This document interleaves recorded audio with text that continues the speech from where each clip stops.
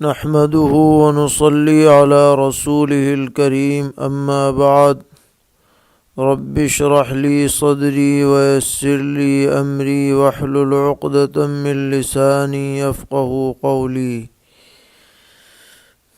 دینی رہنمائی کی 55ویں مجلس میں سبھی سامعین کی خدمت میں السلام علیکم ورحمۃ اللہ وبرکاتہ عرض ہے۔ آج کا پہلا سوال یہ ہے کہ نبی اکرم صلی اللہ تعالی علیہ وسلم کو بچپن میں کتنی عورتوں نے دودھ پلایا، ان کے کیا کیا نام ہیں، اور حضرت حلیمہ سعدیہ رضی اللہ تعالی عنہا کا نام زیادہ مشہور کیوں ہے جبکہ دودھ پلانے والی متعدد مرضعہ ہیں؟ تو اس سلسلے میں جواباً عرض ہے کہ نبی اکرم علیہ الصلاۃ والسلام کو والدہ ماجدہ حضرت آمنہ کے علاوہ 3 خواتین سے دودھ پلانا ثابت ہے۔ سب سے پہلے ابو لہب کی باندی تھی سویبہ، جو بعد میں اسلام بھی لائی۔ اس نے دودھ پلایا چند دن، اس کے بعد عرب کے دستور کے مطابق قبیلہ بنو سعد کی خاتون، خوش قسمت خاتون حضرت حلیمہ سعدیہ رضی اللہ تعالی عنہا پیغمبر علیہ الصلاۃ والسلام کے لیے باقاعدہ مرضعہ مقرر ہوئیں اور آپ کو ان کے حوالے کیا گیا تاکہ خالص عربی ماحول میں اور کھلی آب و ہوا میں آپ کی پرورش ہو سکے، اور ایک عرصے تک آپ نے قبیلہ بنو سعد میں مدت رضاعت میں قیام فرمایا ہے۔ اسی طرح بعض روایات میں حضرت ام ایمن رضی اللہ تعالی عنہا کا بھی دودھ پلانا ثابت ہے، اور یہ جو سویبہ تھیں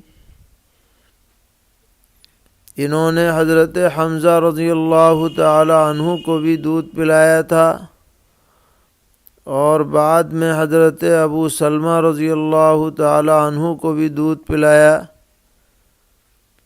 تو اس اعتبار سے حضرت حمزہ رضی اللہ تعالی عنہ بھی آپ کے رضاعی بھائی تھے، اور حضرت ابو سلمہ رضی اللہ تعالی عنہ بھی رضاعی بھائی تھے۔ ایک اہم سوال یہ ہے کہ ناصبی کسے کہتے ہیں، اور کیا علماء دیوبند ناصبی ہیں؟ تو جواباً عرض ہے کہ عربی زبان میں نصبہ کے معنی قائم کرنے کے آتے ہیں، اور یہ لفظ خاص طور پر ان لوگوں کے بارے میں بولا گیا ہے جنہوں نے حضرات اہل بیت رضی اللہ تعالی عنہم کے خلاف لوگوں کے اندر دشمنیاں پیدا کی اور ان پر لعن طعن کیا اور ان سے بغض کی تحریک چلائی۔ ایسے لوگوں کو ناصبی کہا جاتا ہے۔ چنانچہ ان کی تعریف ان الفاظ میں منقول ہے کہ النواصب هم الذين ينصبون العداء لآل البيت ويقدحون فيهم ويسبونهم فهم على النقيض من الروافض، یعنی ناصبی لوگ وہ ہیں جو اہل بیت کے خلاف دشمنی کی تحریک چلاتے ہیں اور ان کے اندر عیب جوئی کرتے ہیں، ان کو برا بھلا کہتے ہیں، تو یہ دراصل روافض کے بالکل مد مقابل قسم کے لوگ ہیں۔ یعنی جس طرح روافض دیگر صحابہ کرام رضی اللہ تعالی عنہم پر تبرہ بازی کرتے ہیں، اسی طرح نواصب اہل بیت کے بارے میں برا بھلا کہتے ہیں اور غلط رجحان رکھتے ہیں۔ اور انہی ناصبیوں کے اندر خوارج بھی ہیں، جن کے اور برے برے عقائد کتابوں میں منقول ہیں اور جن سے حضرت علی کرم اللہ اور ان کو تحت کیا ہے۔ یہ دونوں طبقے چاہے روافض کے ہوں یا نواصب کے، یہ اہل سنت والجماعت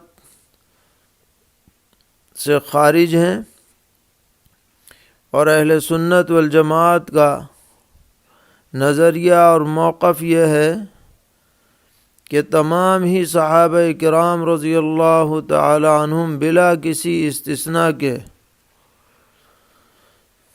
چاہے وہ عام صحابہ ہوں، چاہے ان کا تعلق اہل بیت رضی اللہ تعالی عنہم سے ہو، اہل سنت والجماعت سب کی تعظیم کرتے ہیں، سب سے محبت رکھتے ہیں، کسی کے بارے میں بھی ادنیٰ درجے کی گستاخی انہیں قبول نہیں ہے۔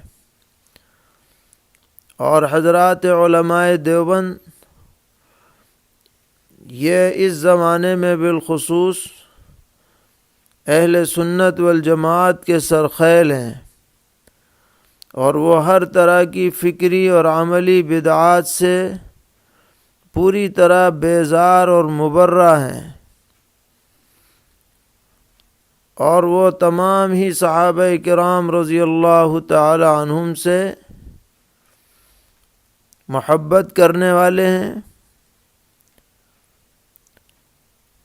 حضرت امیر معاویہ رضی اللہ تعالی عنہم کو بھی بحیثیت صحابی کے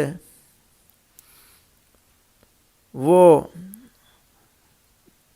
ثقہ اور عادل تسلیم کرتے ہیں، اور ان کے بارے میں کسی طرح کی بد زبانی ان کے نزدیک درست نہیں ہے۔ لہذا اہل سنت والجماعت کے تمام عقائد اور نظریات کے علماء دیوبند پوری طرح حامل ہیں۔ ان کو خارجی کہنا یا ناصبی کہنا ان پر سراسر بہتان اور الزام ہے۔ اگر کوئی شخص ان پر یہ الزام لگاتا ہے تو اسے عند اللہ جواب دینا پڑے گا، کیونکہ یہ الزام سراسر بے اصل ہے، اس کا حقیقت سے کوئی تعلق نہیں ہے۔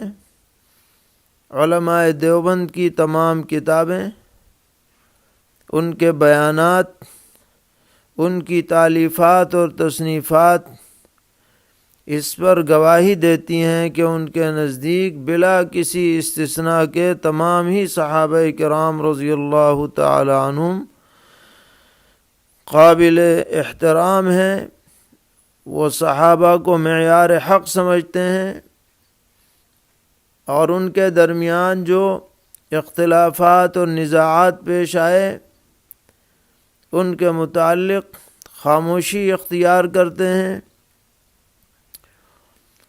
اور کسی طرح کی بھی گستاخی کو وہ ہرگز منظور نہیں کرتے ہیں۔ اللہ تعالی ہم سب کو ہر طرح کی بدگمانی سے اور کج فکری سے محفوظ فرمائیں۔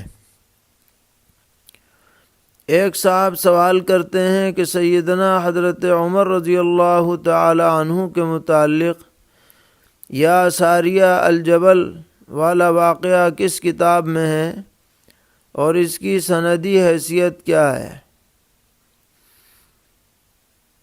یہ واقعہ مختلف کتابوں میں موجود ہے اور سنداً بھی قابل اعتبار ہے۔ حضرت علامہ حافظ ابن حجر رحمۃ اللہ علیہ نے الاصابہ میں، حضرت امام بیہقی رحمۃ اللہ علیہ نے دلائل النبوہ میں، حافظ ابن کثیر رحمۃ اللہ علیہ نے البدایہ والنہایہ میں معتبر حوالوں سے اس واقعے کا ذکر فرمایا ہے۔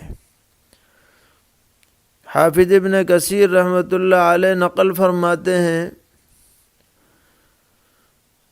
کہ حضرت ساریہ ابن زنیم رضی اللہ تعالی عنہ کی قیادت میں ایک لشکر حضرت فاروق اعظم رضی اللہ تعالی عنہ نے روانہ فرمایا،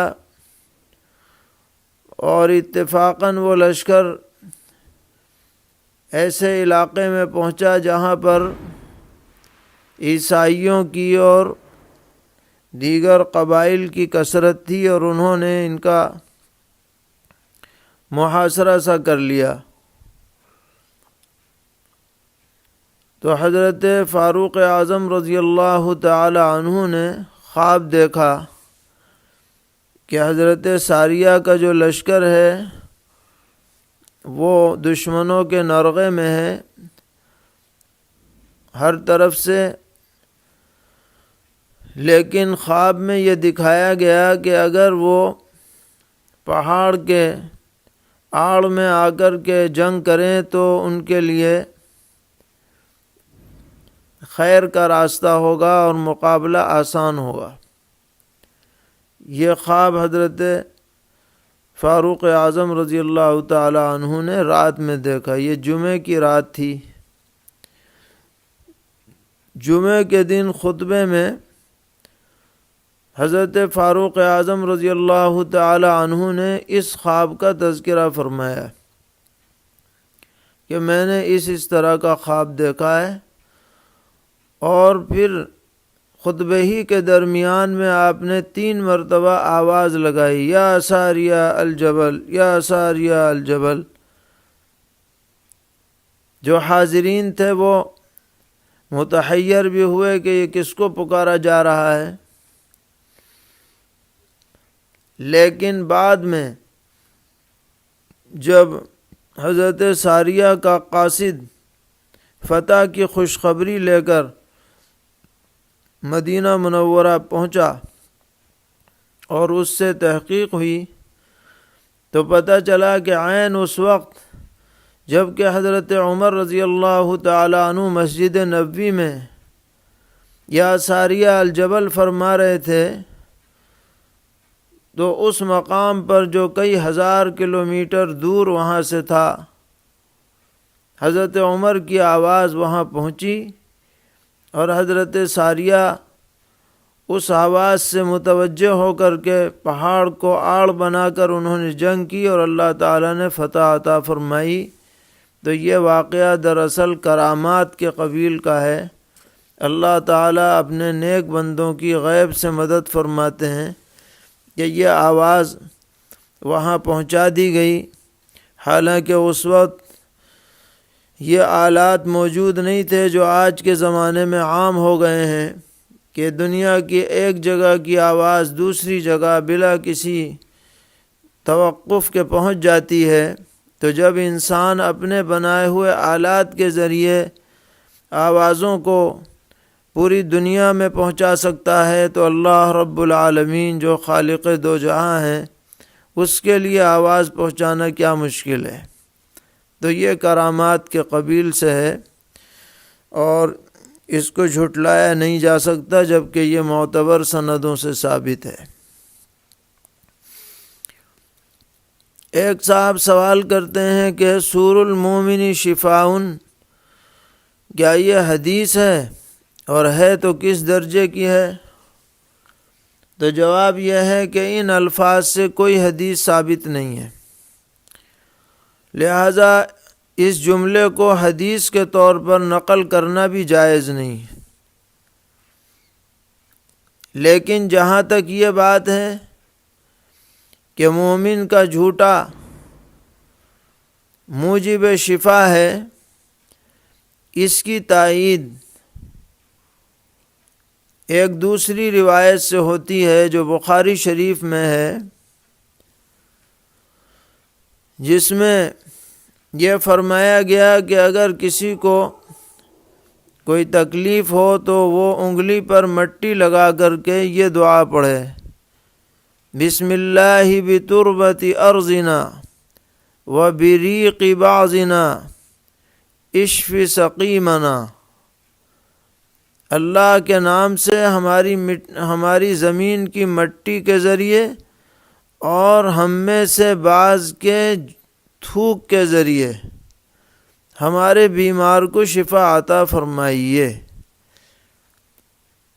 تو اس سے یہ معلوم ہوتا ہے کہ اللہ تعالیٰ کا حکم اگر شامل حال ہو جائے تو ہمارے لعاب سے جو منہ سے نکلتا ہے اللہ تعالیٰ اس کے ذریعے بھی شفا دے سکتے ہیں۔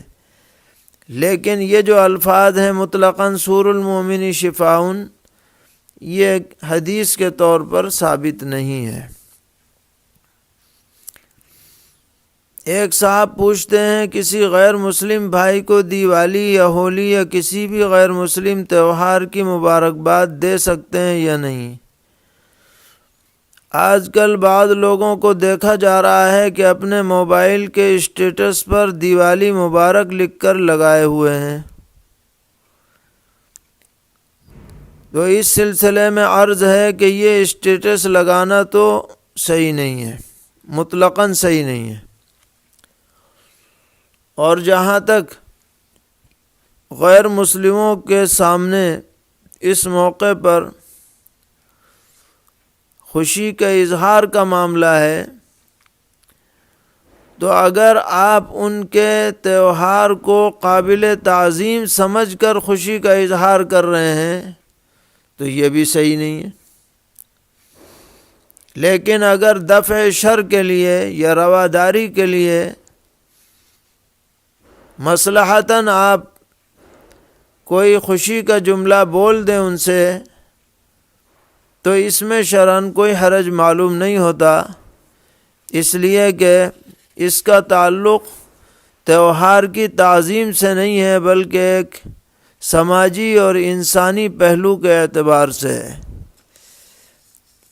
اسی سلسلے میں ایک اور سوال ہے جو بکثرت پوچھا جاتا ہے کہ اگر کوئی غیر مسلم دیوالی کے موقع پر کسی مسلمان کو مٹھائی وغیرہ پیش کرے تو مسلمان کے لیے اس کا لینا اور استعمال کرنا کیسا ہے؟ دیوالی کے موقع پر عام طور پر جو مٹھائیاں غیر مسلم پیش کرتے ہیں یہ چڑھاوے کی نہیں ہوتی ہیں، یعنی بتوں کے نام پر انہیں نہیں دیا جاتا ہے، بلکہ ویسے ہی اظہار خوشی کے طور پر دیا جاتا ہے۔ اس لیے اگر کوئی اسے لے لے تو استعمال کرنے میں حرج نہیں ہے، باقی جی نہ چاہے تو آپ صدقہ کر سکتے ہیں، الغرض یہ حرام نہیں ہے۔ ایک صاحب پوچھتے ہیں کہ بلڈ شوگر چیک کرنے سے وضو ٹوٹ جاتا ہے یا نہیں، کیونکہ اس میں تھوڑا بہت انگلی سے خون نکلتا ہے؟ تو جواب یہ ہے کہ بلا شبہ اس کے ذریعے سے وضو ٹوٹ جائے گا، کیونکہ خون نکل آتا ہے اور وہ اپنی جگہ سے بہہ جاتا ہے۔ اگر نہ بہے تو وہ ٹیسٹ ہی کیسے ہوگا؟ اتنا خون تو ضروری ہے جو کم سے کم مشین اسے لے لے، لہذا بلا شبہ اس سے وضو ٹوٹ جاتا ہے۔ ایک صاحب پوچھتے ہیں کہ عام طور پر گھروں میں نیچے بیت الخلاء کا ٹینک ہوتا ہے اور اس ٹینک کے اوپر کمرہ بنا ہوا ہوتا ہے، تو سوال یہ ہے کہ کیا اس کمرے میں مصلی بچھا کر نماز پڑھ سکتے ہیں؟ جی ہاں، پڑھ سکتے ہیں۔ نیچے ٹینک ہونے سے نماز پر کوئی اثر نہیں پڑے گا۔ سوال ہے کہ جنازے کی نماز کا کیا حکم ہے؟ کیا سب لوگوں پر نماز جنازہ پڑھنا واجب ہے؟ بہت سے لوگوں کو دیکھا جاتا ہے کہ نماز جنازہ میں شریک نہیں ہوتے اور وہاں موجود رہتے ہوئے بھی عذر کرتے ہیں، اور بعض لوگ تو بغیر نماز جنازہ پڑھے قبرستان چلے جاتے ہیں، تو ان کا یہ عمل کیسا ہے؟ تو دیکھیے، اس بارے میں پہلی بات تو یہ سمجھنی چاہیے کہ اصولی طور پر نماز جنازہ فرض کفایہ ہے، یعنی اگر چند لوگ بھی نماز جنازہ پڑھ لیں تو فرض ساقط ہو جاتا ہے دوسرے لوگوں کے ذمے سے، اور جو وجوب ہے وہ باقی نہیں رہتا۔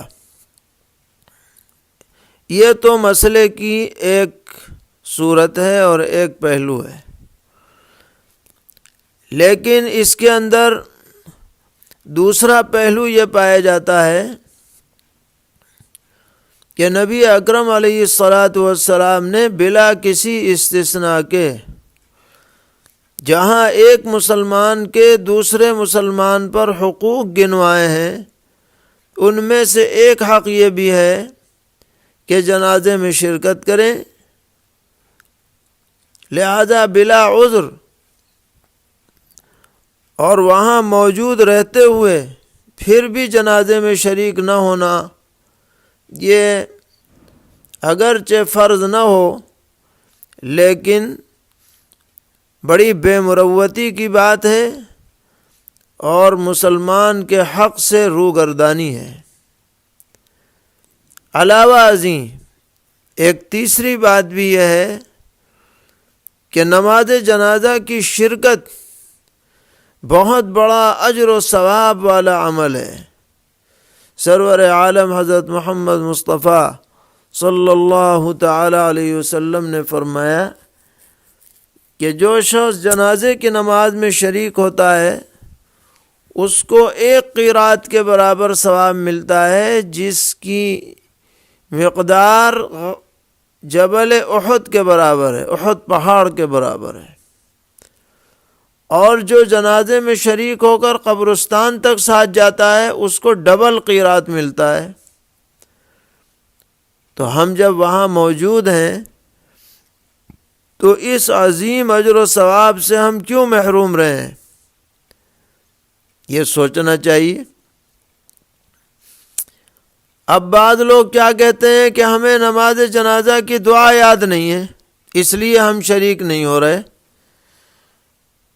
تو یاد رکھنا چاہیے کہ جنازے کی نماز میں دعائیں پڑھنا تو صرف مسنون ہے، ثنا پڑھنا، درود شریف پڑھنا، دعا پڑھنا۔ نماز جنازہ کا اصل فرض ہے اللہ اکبر 4 مرتبہ کہنا۔ تو کون سا ایسا بد نصیب مسلمان ہوگا جو 4 مرتبہ اللہ اکبر نہ کہہ سکے؟ اس لیے یہ عذر معتبر نہیں ہے کہ جنازے کی دعا یاد نہیں۔ اول تو کیوں یاد نہیں؟ کوشش کریں تو بہت جلد یاد ہو سکتی ہے، یاد کرنے کی کوشش ہونی چاہیے۔ یہ کیا مطلب کہ یاد ہی نہیں؟ اتنی لمبی عمر ہو گئی اور جنازے کی دعا یاد نہیں ہے؟ بالفرض اگر نہ یاد ہو تو ربنا آتنا پڑھ لیں، ربنا ظلمنا انفسنا پڑھ لیں، رب اغفر لی پڑھ لیں۔ یہ بھی نہ ہو تو کم سے کم 4 مرتبہ تکبیر تو کہیں، باوضو رہیں۔ کپڑے پاک رہیں اور پھر یہ تکبیرات پڑھیں. اور یہ بھی اچھا بھی نہیں لگتا کہ کچھ لوگ تو جنازے میں شامل ہیں، کچھ لوگ ٹولی بنا کے کھڑے ہوئے ہیں، دیکھنے والوں کو بھی اچھا نہیں لگتا. اس لیے ماحول بنانا چاہیے کہ جنازے کی نماز میں شرکت ہو اہتمام کے ساتھ، اور پھر قبرستان جائیں اور اپنے مسلمان بھائی کا آخری حق ضرور ادا کریں. ایک دوسرا سوال ہے اسی سے ملتا جلتا کہ کیا جنازے کی نماز میں شریک ہونے والے ہر شخص کو میت کے ساتھ قبرستان جانا اور قبر پر مٹی ڈالنا ضروری ہے؟ اگر کوئی شخص جنازہ پڑھ کر قبرستان نہ جائے تو کیا وہ گنہگار ہوگا؟ ضروری تو نہیں ہے اور نہ جائے تو گنہگار بھی نہیں ہے، لیکن ایک فضیلت سے محروم رہے گا وہ. اس لیے بلا عذر اس سے پیچھے نہیں رہنا چاہیے، موقع ہو تو قبرستان تک جانا چاہیے. ایک صاحب پوچھتے ہیں کیا قبر پر مٹی ڈالنے کے لیے باوضو ہونا ضروری ہے؟ کیا بغیر وضو کے قبر پر مٹی ڈالنا منع ہے؟ باوضو ہونا کوئی ضروری نہیں ہے، البتہ وضو برقرار رہے تو زیادہ بہتر ہے، لیکن بے وضو بھی اگر مٹی ڈال دیں تو کوئی حرج کی بات نہیں.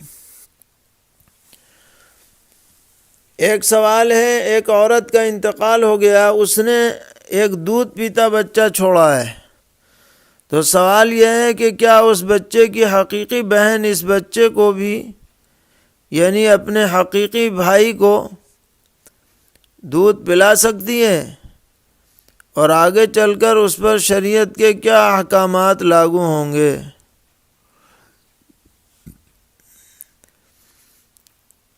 تو پلا تو سکتی ہے، لیکن پھر یہ بہن اس کی رضاعی ماں بھی بن جائے گی، اور جب رضاعی ماں بن جائے گی تو اس بہن کی کسی اولاد سے اس بچے کا نکاح حلال نہیں ہوگا. تو وہ اس کی بہن تو ہے ہی نسبی اعتبار سے، اب مدت رضاعت میں دودھ پلانے کی وجہ سے وہ اس کی رضاعی ماں کے حکم میں بھی آ جائے گی اور رضاعی ماں کے احکامات جاری ہوں گے.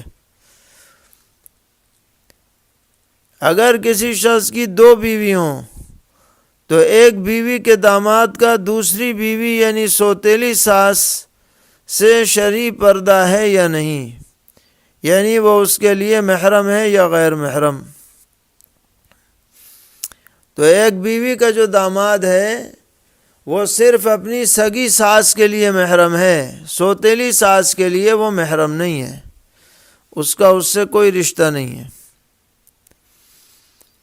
پوچھتے ہیں کہ جب پیاز سستی ہو تو خرید کر اپنے پاس رکھ لیں اور جب مہنگی ہو جائے تو فروخت کر دیں، تو ایسا کرنا جائز ہے یا نہیں؟ اس میں شرعاً کوئی حرج نہیں ہے، یہ ممنوع احتکار اور ذخیرہ اندوزی میں شامل نہیں ہے، کیونکہ قدرتی طور پر اس میں قیمت بڑھ رہی ہے. ممنوع وہ صورت ہوتی ہے جبکہ فرضی طور پر قیمت بڑھائی جائے تو ممنوع ہوتی ہے. پوچھتے ہیں کہ غلیل یا بندوق کے شکار کا کیا حکم ہے؟ اگر کسی نے بسم اللہ پڑھ کر گولی چلائی یا غلیل سے غلہ پھینکا اور وہ شکار کو لگا تو گرتے ہی شکاری نے اسے مرنے سے پہلے ہی ذبح کر دیا تو اس کا کھانا کیسا ہے؟ جی ہاں، اگر موت سے پہلے باقاعدہ بسم اللہ پڑھ کر ذبح کر دیا گیا تو وہ اس کا کھانا حلال ہے، لیکن اگر وہ بندوق کی گولی سے مر جائے یا غلیل سے مر جائے تو وہ حلال نہیں ہوگا، کیونکہ اس میں جو موت واقع ہوتی ہے وہ اس کی دھمک سے ہوتی ہے، یعنی چوٹ لگنے سے ہوتی ہے، یہ موقوذہ کے حکم میں ہوتا ہے. ہاں اگر زندہ پایا گیا اور پھر اس کو ذبح کر دیا گیا تو اس میں شرعاً کوئی حرج نہیں ہے، وہ حلال ہے. ایک صاحب پوچھتے ہیں کہ ایک شخص کا انتقال ہوا، اس کے وارثین میں ایک بہن ہے اور ایک بھتیجا ہے، تو دونوں کے درمیان میراث کس طرح تقسیم ہوگی؟ تو بہن کو تو آدھا حصہ ملے گا اور بقیہ آدھا حصہ بھتیجے کو مل جائے گا، گویا 2 حصے کر کے ہر ایک کو آدھا آدھا حصہ ملے گا۔ ایک سوال یہ ہے کہ زید کا انتقال ہوا، وارثین میں ایک بیوی، ایک بیٹی، 7 بھائی اور 2 بہنوں کو چھوڑا، والدین کا انتقال ہو چکا ہے اور بھائیوں کے درمیان وراثت بھی تقسیم ہو چکی ہے، تو اب زید کی میراث کس طرح تقسیم ہوگی اور زید کے وارث کون کون ہوں گے؟ تو زید کا کل ترکہ 128 حصوں میں تقسیم کر کے 16 حصے بیوی کو ملیں گے، 64 بیٹی کو ملیں گے اور 6 ہر ایک بھائی کو ملیں گے اور 3 ہر ایک بہن کو ملیں گے۔ اگر بھائی بہن اپنا حصہ نہ لیں تو یہ حصہ بھی بیٹی اور بیوی کو مل جائے گا، یا وہ لے کر کے کسی کو ہبہ کر دیں تو اس کے لیے بھی گنجائش ہے، جبکہ وہ سب کے سب بالغ ہوں اور اپنی رضامندی سے کسی کو دے دیں، اور خود لینا چاہیں تو خود لے لیں۔ اللہ تعالی ہم سب کو دین پر ثابت قدم فرمائے، ہر طرح کے شرور سے محفوظ فرمائے، اپنی رضا اور خوشنودی سے مالا مال فرمائے۔ وصلی اللہ تعالی علی خیر خلقہ محمد وآلہ وصحبہ اجمعین برحمتک یا ارحم الراحمین۔